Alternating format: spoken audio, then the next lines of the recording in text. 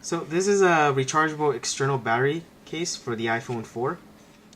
It holds 1900 milliamps of power, and it has a very nice finish to it. It's kind of rubberized kind of finish to it. It has an on and off switch here, and for some reason it uses a micro USB port to charge. These micro USB connectors aren't that standard compared to the mini USB. Most cameras and stuff will use the mini USB, and the only device in my house that has a micro USB connector is a external hard drive by Western Digital. So they're not as common yet.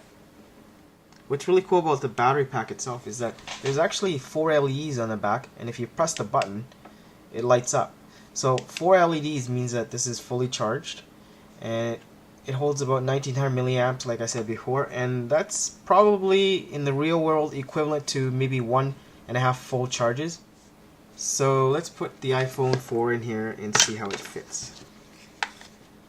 You just slide it in and it connects with the dock connector, and then you put the top back on, and it fits pretty snug, as you can see. It's obviously going to be thicker. It's almost double the size. It's like holding 2 iPhones in your hand, and frankly it's not that bad. I kind of like a phone with a little bit more thickness to it, because the iPhone 4 is rather thin anyways. So the case itself has cutouts for the volume and headphone power, except for the dock connector, obviously. It is also very heavy. The iPhone by itself weighs about 141 grams. So with the device on, it weighs 215 grams.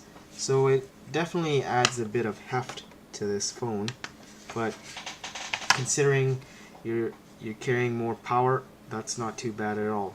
So how it works is this: when your battery gets drained, you flip this switch on the side here, like so, and it starts to charge. And it's basically the same as if you had plugged this to your power adapter or plugged it to the USB. It starts charging, and you can turn it off and it'll stop charging. So I've managed to drain the iPhone down to 20%, and then I flipped this switch and I was able to charge it to 100%, and then there was still some juice left, because when I pressed the button there was 2 LEDs left. So I'd say it would probably charge 1.5 times. I've used this battery pack a number of times when I go traveling, especially when I know I'm going to be away from a power source for a very long time. Other than using a non-standard micro USB connector, I think this product's really good.